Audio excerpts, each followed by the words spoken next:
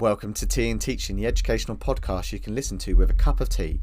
My name's Arthur Moore, and this bonus episode of TandTeaching is brought to you live from the Inner Drive Teaching Learning Summit at Eton College.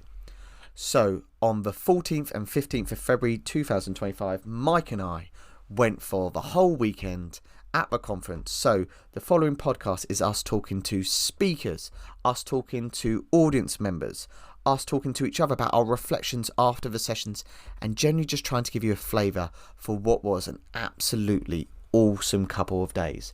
So I hope you enjoyed listening to this as much as we enjoyed being there. So let's go right now, straight away to Eton.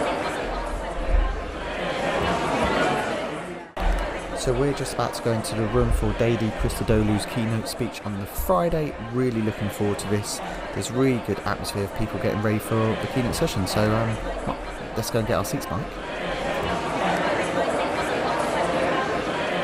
So we've just had the keynote speech on the Friday night with Daisy, all about AI in education. Mike, straight away, what are your takeaways? Just really interesting seeing her talk about how AI can be used really effectively, but the importance of keeping a human in that loop to make sure that you should talk about AI hallucinating and giving some really rogue kind of responses, and the fact that we still need to be running that process. I hadn't thought about it in the way she put it. It's like we have exam markers and markers make mistakes, of course they do, but we have systems in place to kind of catch those mistakes and try and limit them. And what Daisy was saying really nice is that's kind of what we need to bring into the world of AI. Like, we can't just say AI is going to give us an absolute yes or no answer. I thought that was really interesting for me. Yeah, I think she spoke as well about, how it can help us with resourcing and planning, but it's a tool, it's not the tool. I think that brings the end of our Valentine's together, Mike. Let's go and get some kip, and we'll be back tomorrow for the full day of the Inner Drive Teacher and Learning Summit at Eton College. You ready? I will be tomorrow. Yeah, let's go to bed, Mike. Bye. So Mike and I have just arrived at day 2 at the conference at Eton. Mike, how are you feeling for today? Yeah, really excited. Yeah, it's nice to go out and about, isn't it? Not just live on Zoom. So who are you looking forward to seeing today, Mike? I know you're excited. I am excited. I'm excited to see Blake Harvard. Really interested to hear about his work on Do I Have Your Attention? It's such a good book. It's a brilliant book. It is fantastic. So it'll be really interesting to hear him talk live. Yeah, there's a few other people. Obviously, we've got the people from Eton, Johnny and Ira, who are always brilliant. I'm really looking forward to Jennifer Webb's presentation. Like, I've read her books, seen some of her stuff. I've never seen her talk at a conference, so I'm really looking forward to that. But we're going to try today to give you a flavour of what's going on, speak to the speakers, speak to the guests who are coming here, talk to the organisers. You'll get our thoughts on each of the seminars, and we'll just try and give you a flavour of the day on TandTeaching. So, Mike, should we go? Yeah, let's go do it. There's a good bit of hustle and bustle going on, Mike, isn't there? How's it going? Yeah, you can feel the excitement in the room. There's some amazing speakers today, Arthur. Yeah, we're having our morning cup of tea and coffee because it is like freezing outside. Listeners, you'll be glad to hear we are in our matching TandTeaching hoodies. So we look quite the pair, don't we, Mike? Yeah, we're ready to hit the ground running today. Yeah, Mike, I don't think Mike's very excited about the matching hoodies, even though it was his idea. No, but looking forward, there's a real buzz in the room. Let's go and see what we're going off with today. Let's go. Right, I'm here with Laura from Teach Tap. Laura, how's the day going so far? It's fantastic. So it's an amazing venue for a start. Amazing speakers. Yeah. Already got me thinking about a whole range of different topics, whether it's Bradley with his metacognition, Gary on SEND, thinking about AI with the team here from Eton. It's been absolutely incredible. There was this point where I was like, you asking Gary questions after his talk. I was like, that's what this conference is kind of all about, like bringing everyone in and just kind of sharing the information. Going back to your talk, what I thought was really interesting, you were talking about how diverse like the teachers are, like 500,000 teachers in the UK, and how consequently there aren't any solutions, like really easy solutions, because we all have different expectations of what we enjoy. I was just wondering how you're at Teach Tap, how do you keep narrowing down to try and get to that unite? Is there anything that unites teachers completely, given your kind of research? In the last few weeks, they're mainly united about not loving the new Ofsted framework, Yep. but I think everyone likes a good enemy. There are sometimes things that people largely agree on. One of my favourites is when you ask people, did you enjoy working this week? Over 80% of people say yes. Are you proud of the job that you do? Over 80% of people say yes. I don't feel like most of the jobs get that. And if you ask people, do you make a difference in your work? Over 50% say every day and over 80% say every week.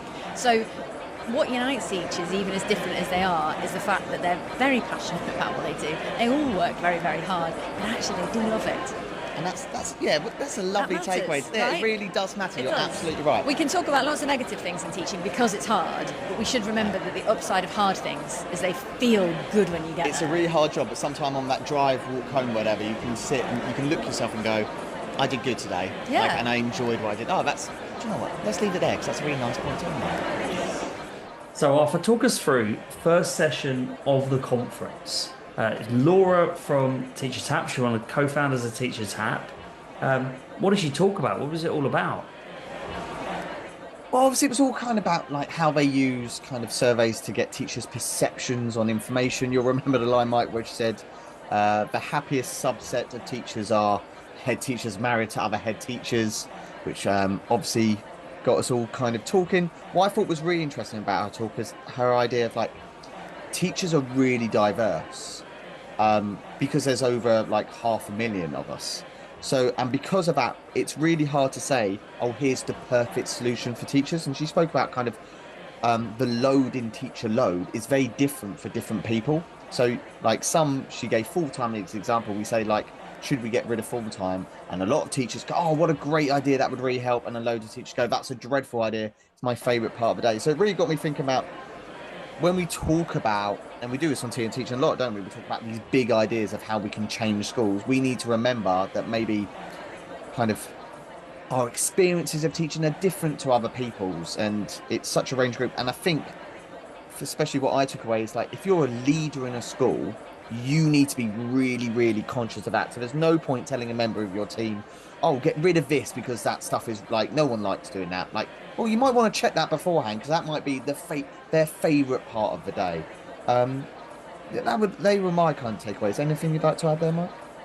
No, it's just really, really interesting seeing the sort of data sets they have from just teachers voluntarily giving their kind of opinions away. But the fact that she then uses it to feed into kind of policy making. So yeah, I would just say if you're a teacher and you don't use Teacher Tap, it's a really, really good app to get involved with because even you're not just giving away, they will give you kind of feedback on certain responses from certain questions and what the country is saying. So it's a really, really insightful tool for teachers to have access to. No, absolutely. And the one I really take away is they were talking about marking, which was like quite a lot of teachers would still mark papers and classwork, even if they were told they absolutely didn't have to, because they like it. They think it's a really important part of the teaching process. So kind of, as we said, like just so much insight there. Right, on to the next one. Hey, Mike.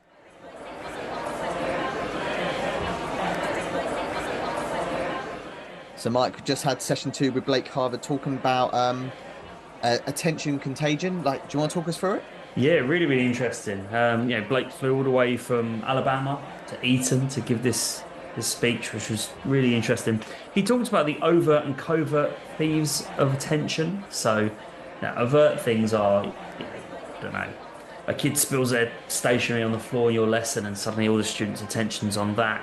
But that covert thief of attention, the thing that you might not necessarily pick up on as a teacher there and then, and really looking out for that. And then he talked about the attention contagion. So he took us through some studies in that session where certain students were planted in studies and told to physically show the signs of inattentiveness. So, slouching, online learning, they were looking at their phones at the side.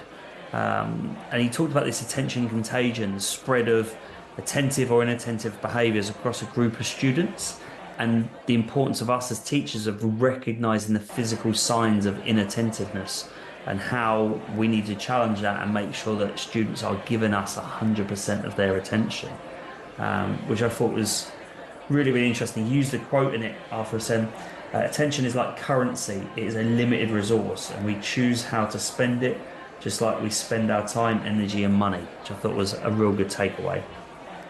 I also like when you spoke about be on the lookout, like actively looking out for the attention stealers, he called them. And I think that was a really nice way of, like, in your classroom, you probably know who those attention stealers are, but let's look for kind of the notes that come in. And he kind of finished with this idea of, like, that you don't see behavior, observe the behavior. And I think that was a really nice little way of putting about. I'm going to go and try and find him in a bit to talk about what he spoke about with prove a notice. He spoke about that, so I'll go and see if I can grab him to talk about that. On to the next one, Mike.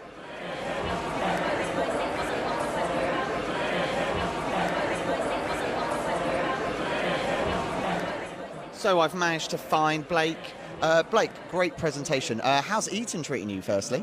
It's been incredible. InnerDrive, Brad, Edward, the whole crew has been great. They're good guys, aren't they? Really enjoyed the presentation. I really enjoyed what you said towards the end. You were talking about getting students to kind of prove their attention, which I think is a really nice way of putting it.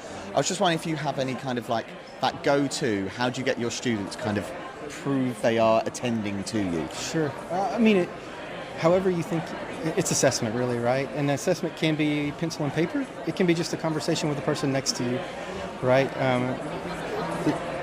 The form of assessment I'm not that worried about as much as just make them use the knowledge, right? And if they can't use the knowledge, if they're guessing or something like that, then that's not good enough, right? So use it and then adapt it in different contexts for different types of learning. Yeah, and I just think that phrase of get them to prove that they are listening to is a really nice way for us as teachers and educators to think about that. Definitely. I feel like it'd be poor not to plug the book, which I have and have read, and it is brilliant. Thank you. So do you want to give us a quick plug? Go on, plug the book. Yeah, it's called Do I Have Your Attention? I wrote it, Brad and Edward with InnerDrive were the editors. It's all about memory processing and what loads of evidence show us creates better outcomes in the classroom. Yeah. Really appreciate your time, Blake. Enjoy the rest of your time in the UK. Thank you. We've loved it. It's been great. I've managed to find friend of the pod, Yamina Bibi. Yamina, how are you enjoying the day? Oh, I love it. It's great to be here at Eton, and InnerDrive always put on a great event. Do you know what? Everyone says that. That is going to be the most common line of this podcast. I have a fear. So, yeah, thanks, InnerDrive. So we've had a couple of talks so far. What's your kind of main takeaway so far from today? I love what Laura was talking about in terms of kind of teacher retention and the workload. I think I work with the Teaching Commission at the moment, and so actually this is something that we're talking about. So how do we retain and recruit the best teachers? And actually some of the things that she shared around the discrepancy or difference between what her teachers are saying and what the teachers are saying is really interesting. I'm thinking about kind of recommendations on what we might do actually. So that's been really great. I thought it was really interesting when she was talking about workload. I never really thought about it in the sense of the load aspect of workload is different for everyone else. Yeah. Like what I consider a load in my work is different to what someone else can. And like that puts people such as yourself working towards like such a hard position to try and judge what's right. You get rid of full time and someone goes, but I love full time. Yeah, and I think that's you add more full time, sometimes I love full time. You can't get it right for everybody, but I think there's still lots that we can do in the profession to try and reduce. We talk about workload intensity rather than just workload, because actually, having just left the classroom, that's what I'm realising. It's not the workload, it's the intensity of the work that people are doing that is probably causing things like burnout, people to leave.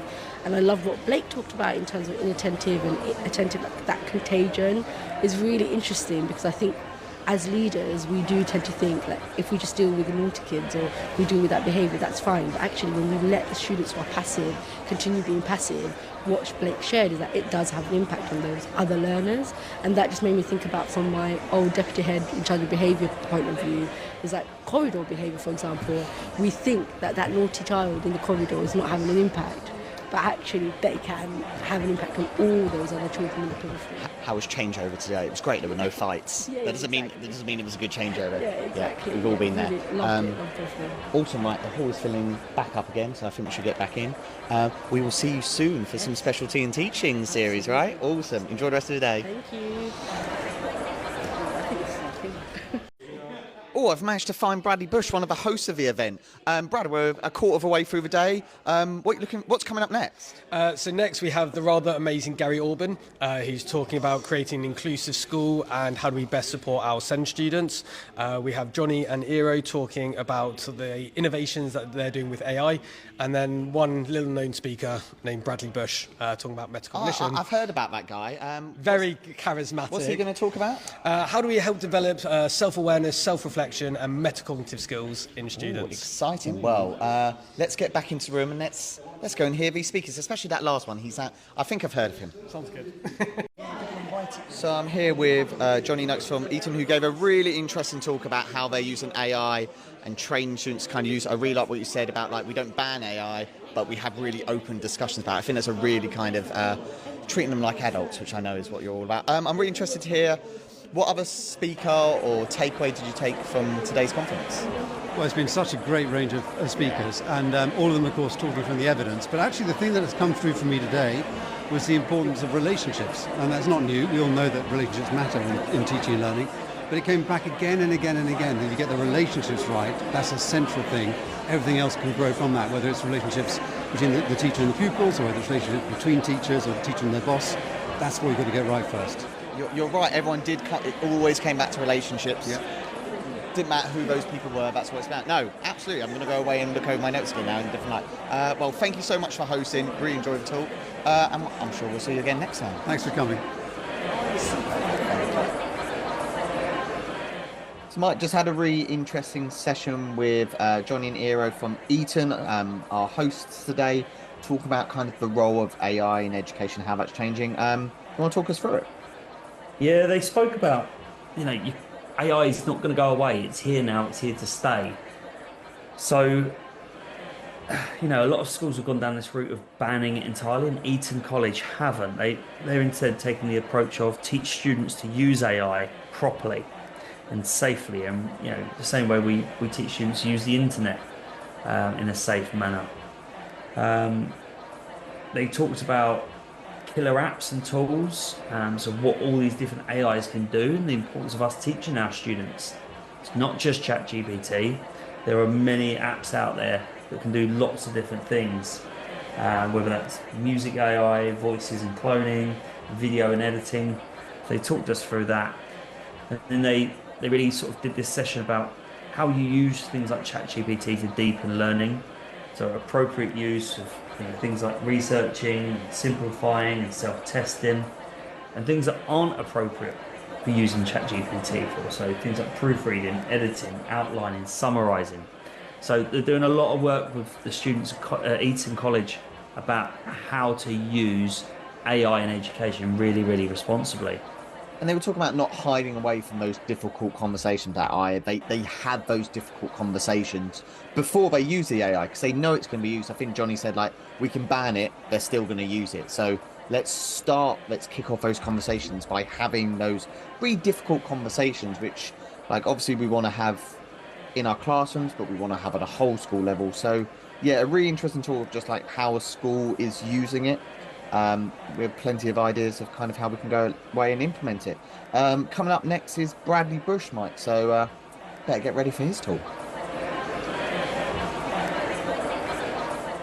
So Mike, Bradley Bush has just been talking about metacognition. Do you want to give us a bit of an idea of what that was about?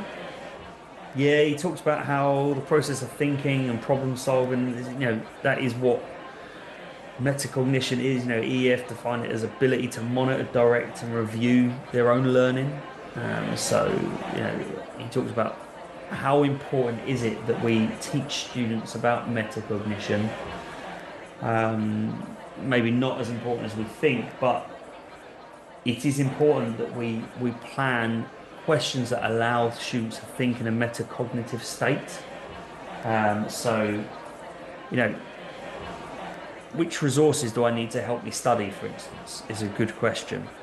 Why are those resources helpful to me? How will I use this resource? So not just saying to students, right, I want you to go home and revise, but actually asking them a few questions before they go home and revise, pre-prepping them. What am I going to use? Why am I going to use that resource? How am I going to use that resource? And he talked about some barriers to metacognition, the fact that learning is ultimately counterintuitive, in terms of we don't always know why we learn, don't always know what we're learning while we're learning it. So one of his examples in there was preferring what feels nice. So he shared some studies with us in terms of rereading things. So reading as a revision technique, reading, and then retrieval, and then reading, retrieval. And it was the group that did more retrieval and less reading in their studying that retained the most information, had the best performance on the final exam. So that was really we know as interesting. educators is the case, but what Bradley was talking about is just like having those conversations with our students, being like, this is why this works. This is what you were saying, Mike. Just like getting students to think about their revision before they actually go away and do it is like part of that metacognitive process. Yeah, it was interesting as well. He shared a study with if you want to remember more within 24 hours, actually cramming is a good way, although he said don't share that with your students. But that spaced retrieval practice is the best way of retaining long-term knowledge, which was really reassuring to hear as a teacher. Yeah, no, we've seen Bradley each year at this Inner Drive conference, so as always, it was a really engaging session, but really got us thinking. Right, let's see who's talking next, Mike. Brad, we've just had your talk on metacognition. How do you think it went? I mean, I think it went okay. How did you think it went? Well, I'm objective here, so I'll take a step back. No, it was awesome.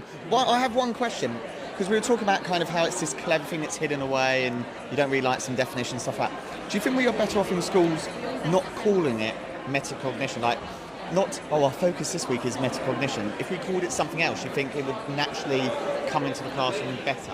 Maybe, and I know Jenny's going to talk about this in her session a bit about what do you call the thing, essentially. I actually don't mind it. I quite like it because at least it starts common language and we have a phrase that we can all identify with, as long as we all know exactly what that thing actually means, so we're not talking about cross purposes. So I think there is value in terminology as long as we're all crystal clear about what that actually means. Sometimes it can sound like, I'm doing metacognition in my lessons. You're doing that, right? And it just becomes this word we band around. And they're completely separate and different things. Yeah, absolutely. Oh, awesome. Right, it's lunchtime, right? It's lunchtime. Let's go. So I've managed to find another speaker from today.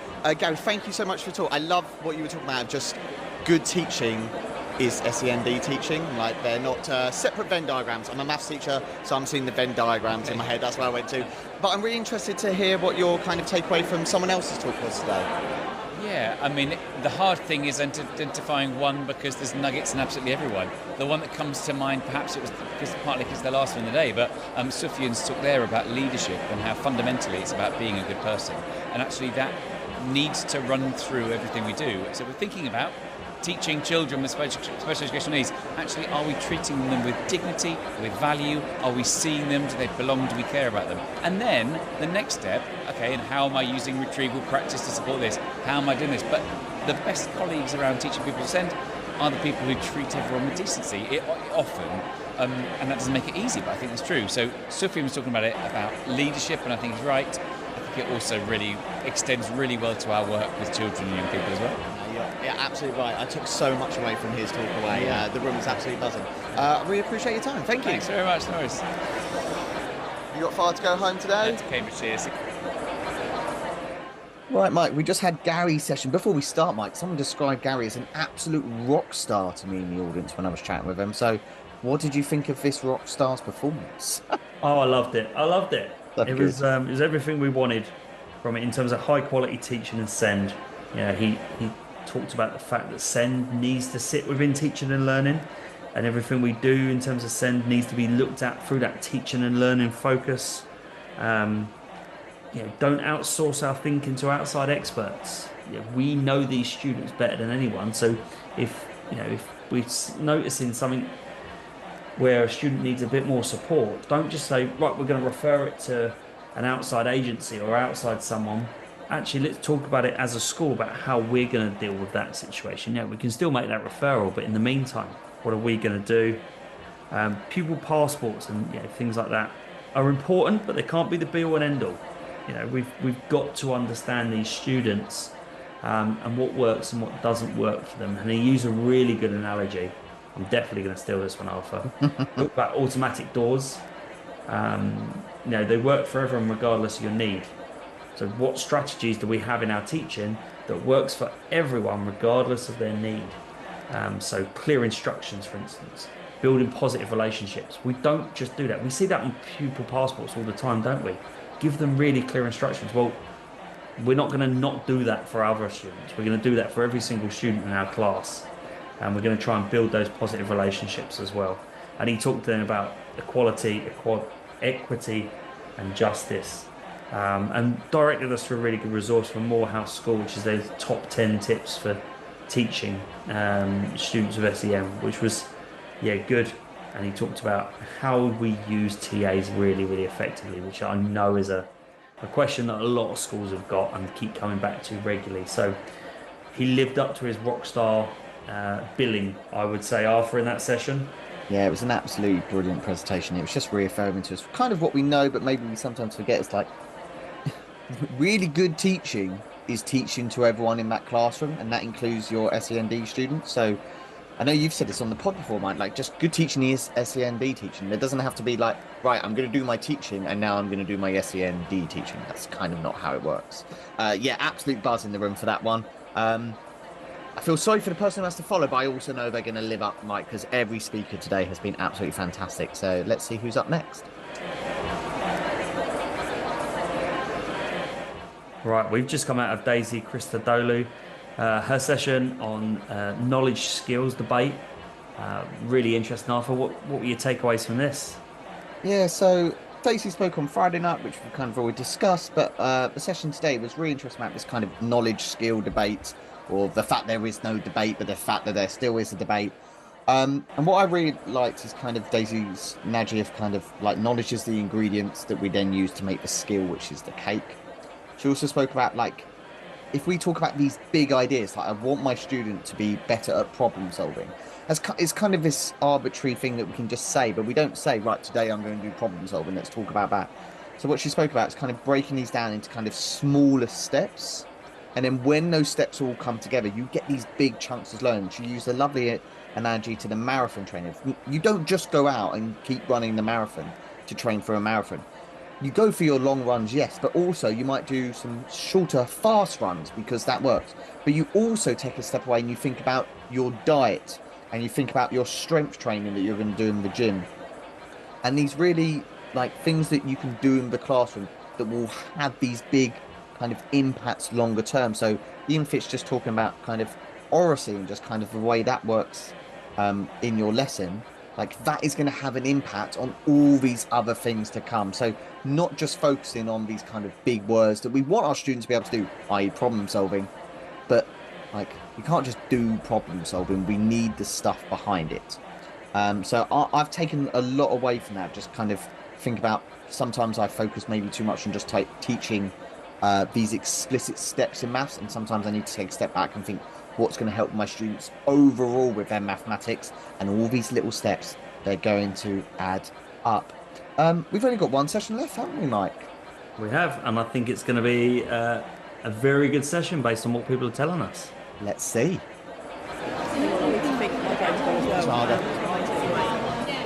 So I've managed to talk with Daisy after her talk this afternoon.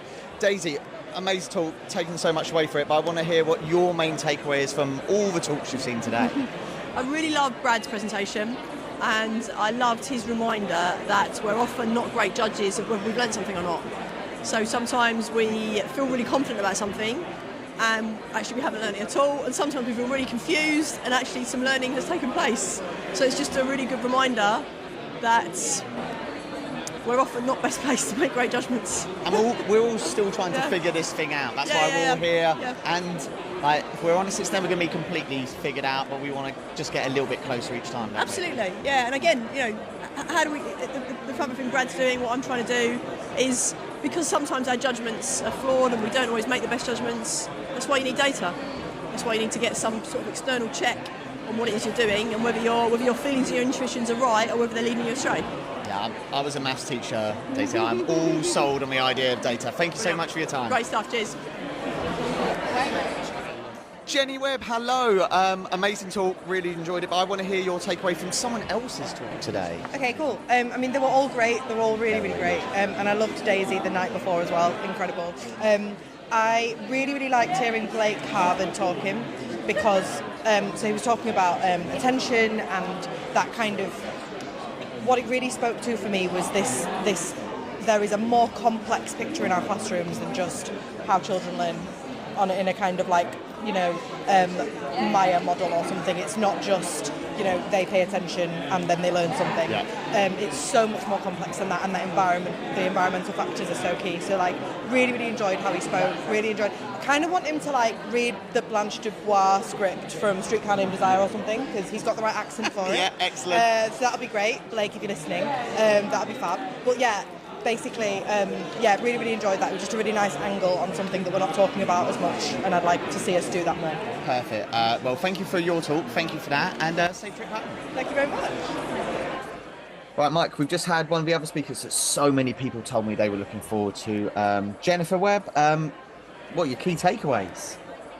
Yeah, so Jenny spoke all about CPD, having that student-centered approach to CPD. It was actually like, when we're looking at professional development, what do our students need from us as a school, and what can we do to put them at the heart of our CPD program? But then also she talked about, again, don't outsource this. We talked about that in the Gary Orban review we did earlier.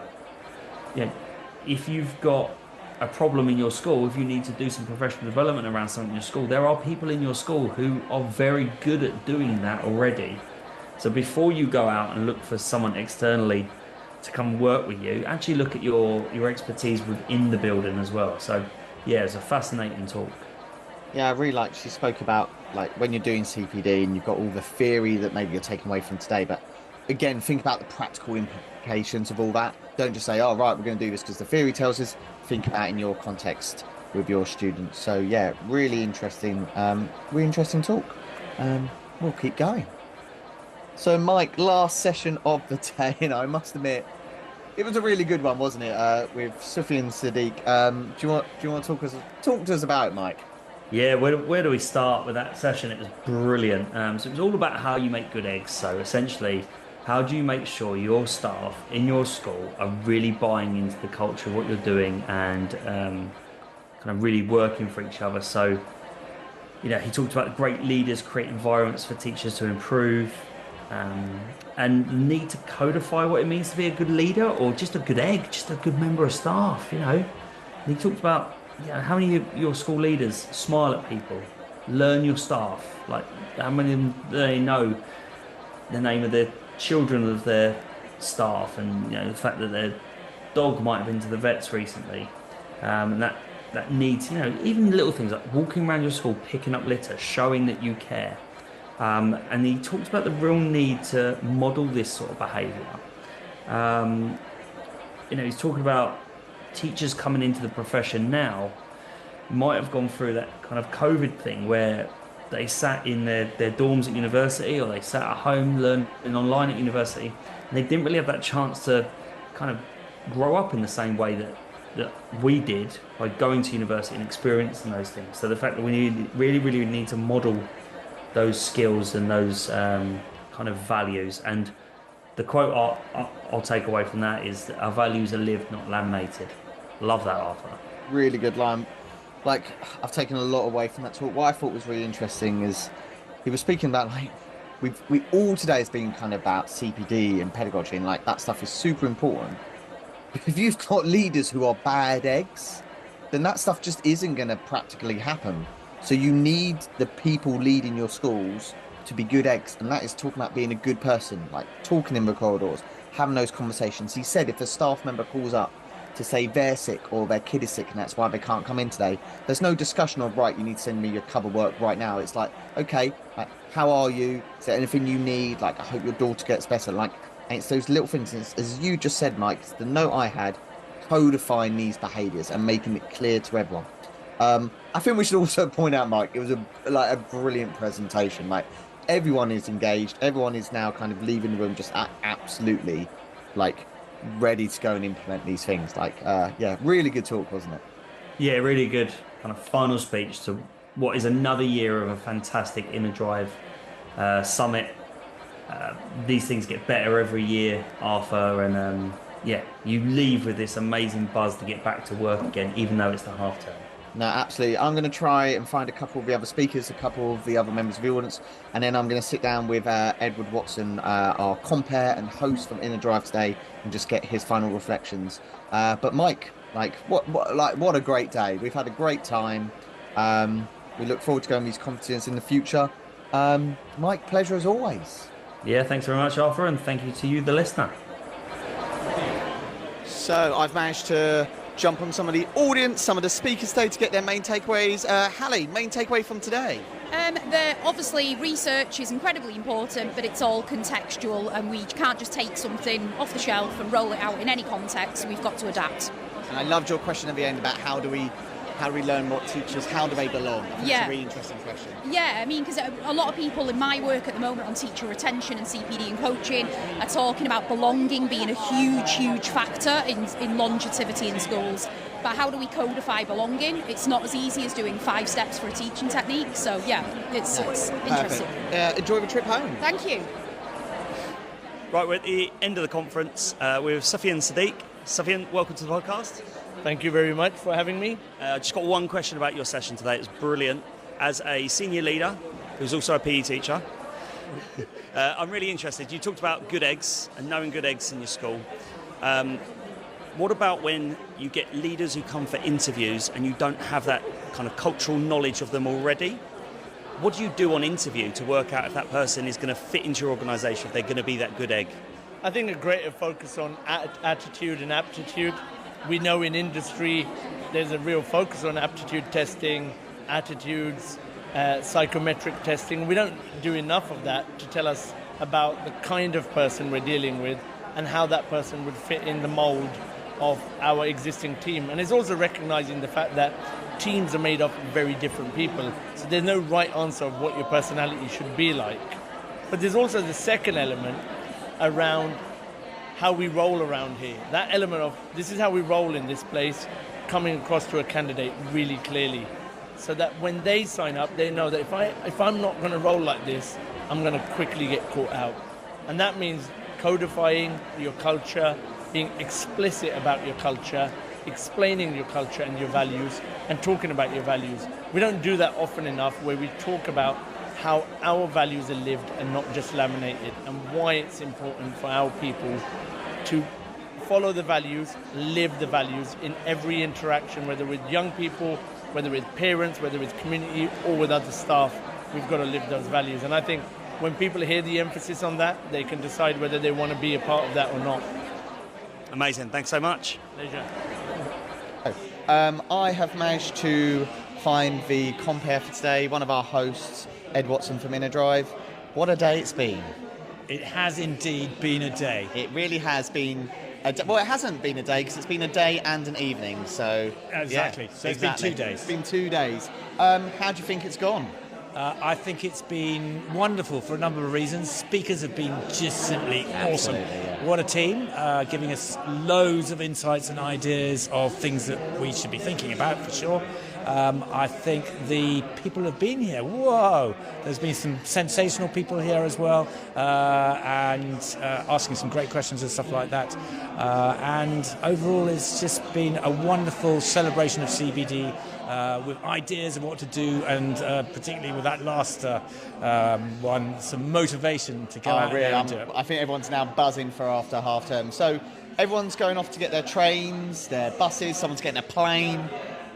What do you think when people sit down and reflect upon today? What would you like them to sit down and be their kind of thought for the day? Well, I'd hope it'd be the thought that I gave at the end, which is one of the greatest gifts that we can give anyone, particularly a young person, is the motivation and the ability to learn. Particularly in this changing world, that's going to be really important, particularly with AI coming around and all of that stuff. And some of the insights that we had, well, all of the insights that we had from all of our speakers today are things that we should be considering when we're trying to do that. How can we teach better? How can we lead better? How can we help our teachers through CPD to teach and lead better? And I think that is the note we should leave on. Ed, thank you so much for today. Well, thank you so much for coming. We always love seeing you here and hope to see you here again next year. Pleasure as always. And that brings the end of this episode of TandTeaching live from the Inner Drive conference. It was a really good long weekend. Me and Mike took so much away from it. So thank you to everyone who hosted or took time to talk to us on the day. If you have any questions, please do reach out for us or the team at Inner Drive at TandT@innerdrive.co.uk. For now, it's goodbye from me. We'll see you soon with a new mini-series coming your way on TandTeaching. Are you searching for teacher CPD that leads to change, illuminates best practice and inspires your staff? Well, look no further. Inner Drive's Teacher CPD Academy is just what you need. The Teacher CPD Academy now also includes our Teaching Unpacked series, with Doug Lamoff exploring and analysing what great teaching looks like in the classroom. Email us now at tnt@innerdrive.co.uk to grab a free trial. That's tnt@innerdrive.co.uk.